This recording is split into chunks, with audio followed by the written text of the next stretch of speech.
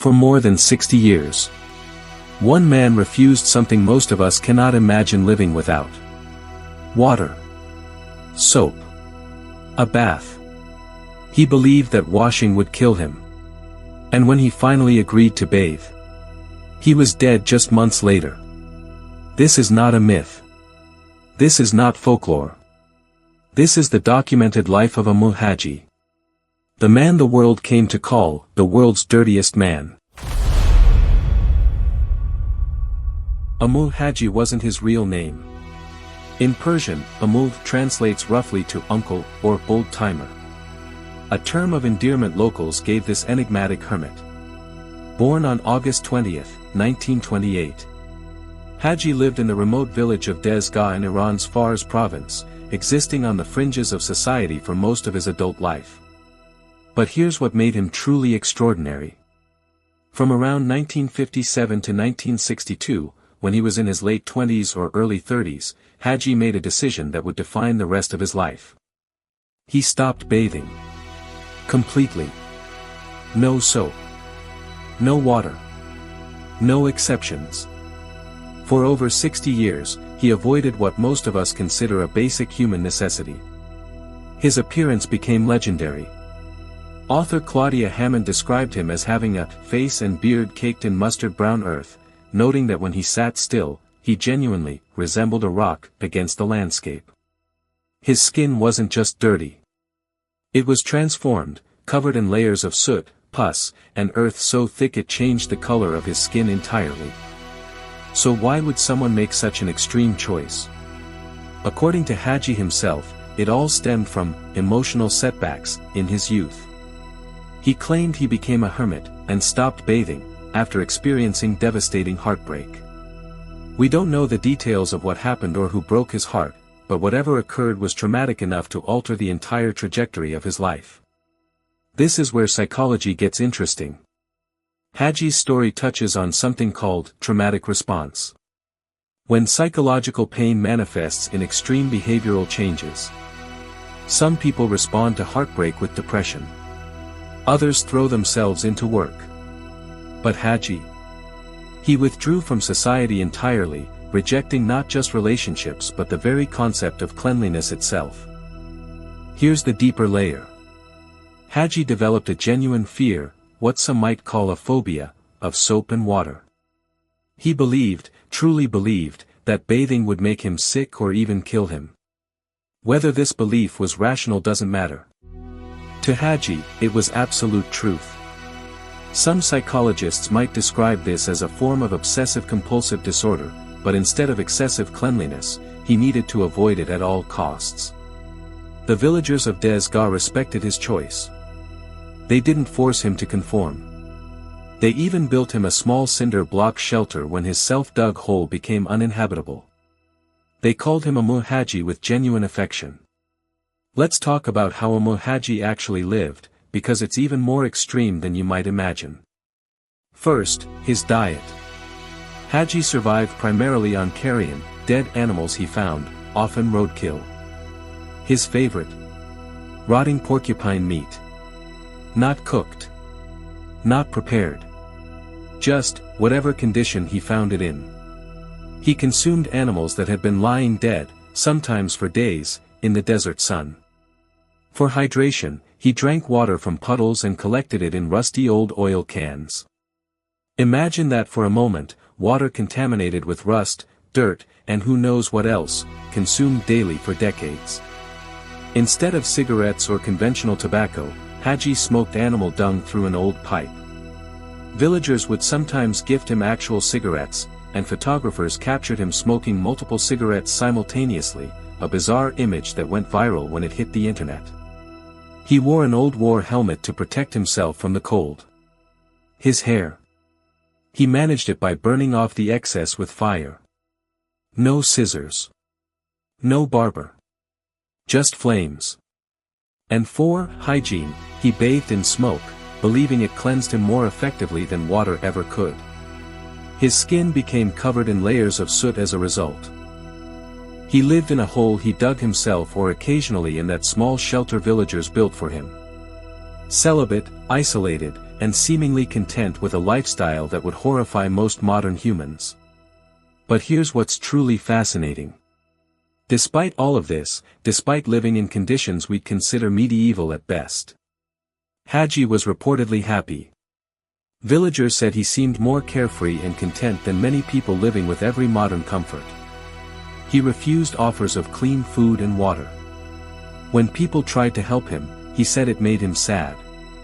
Let's pause and dig into the psychology behind Amul Haji's choices, because his story reveals something profound about the human mind.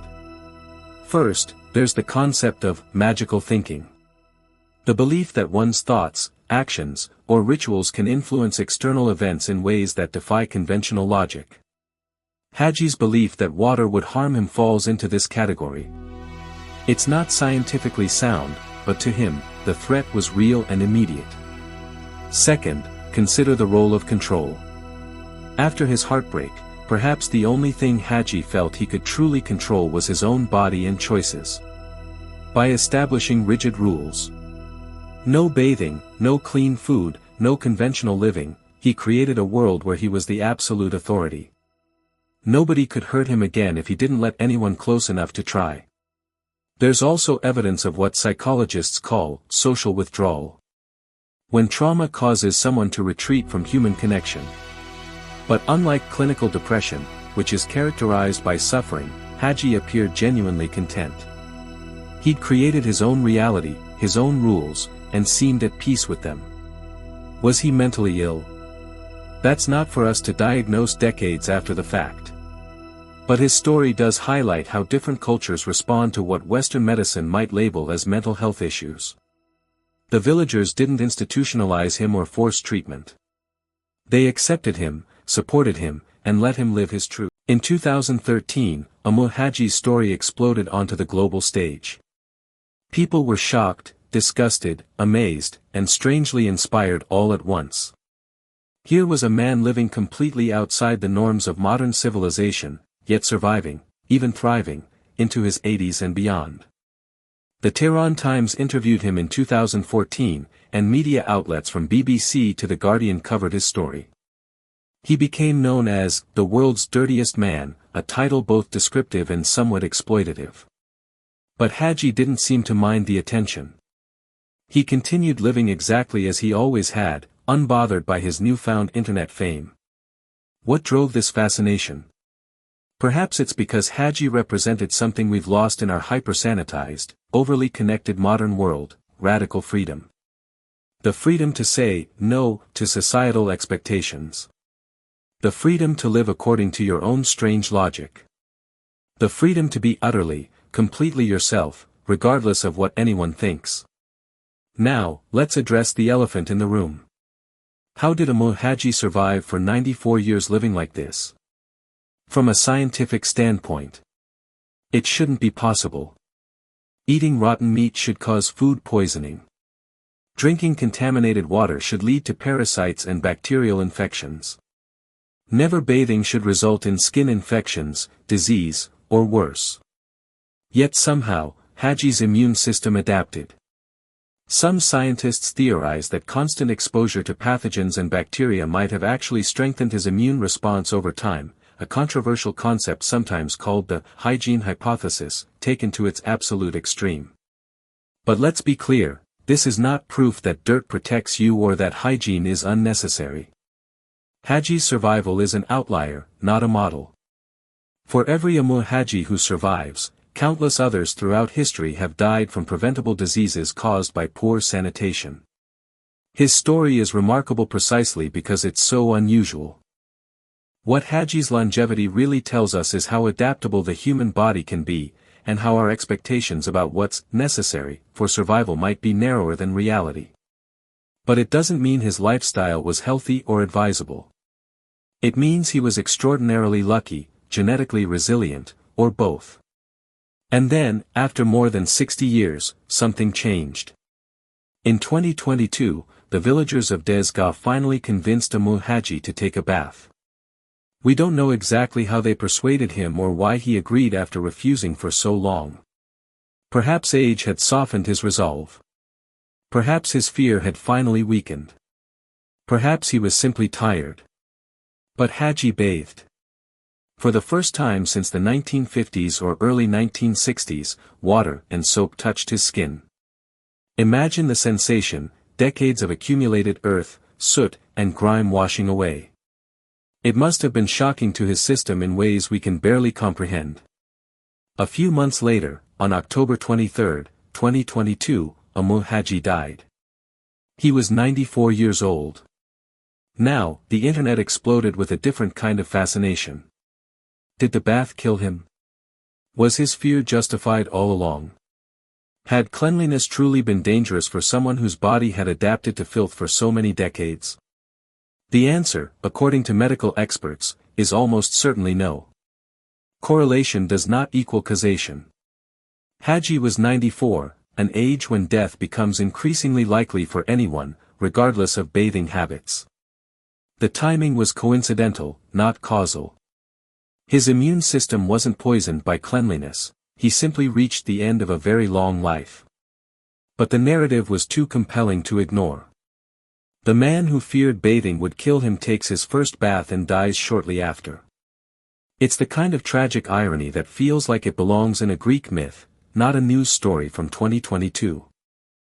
So what do we make of Amul Haji's story? On one level, it's a tale of profound heartbreak, a man so wounded by love that he withdrew from society entirely and created his own reality to cope. On another, it's about radical autonomy, the right to live according to your own rules, no matter how strange they seem to others. Haji's life challenges our assumptions about what's necessary, what's healthy, and what makes someone happy. He had nothing by conventional standards, yet villagers described him as content, even joyful. He lived in squalor but reached 94, outliving countless people with access to modern medicine and sanitation. After his death, the title of "World's Dirtiest Man" passed to Kailash Singh, an Indian man from Varanasi who hasn't showered in nearly 50 years. The tradition, it seems, continues. But Amul Haji's legacy isn't really about dirt or hygiene. It's about the incredible diversity of human experience. It's about how trauma shapes us in unpredictable ways. It's about the tension between individual freedom and social norms. And it's about accepting that sometimes, people find peace in the most unexpected places. Rest in peace, Amul Haji. You lived your truth, and in doing so, you taught us something about the strange, beautiful, complicated nature of being human. If you found this story as fascinating as we did, please like this video and subscribe to our channel for more deep dives into the most unusual, thought-provoking stories from around the world. What do you think about Amul Haji's life?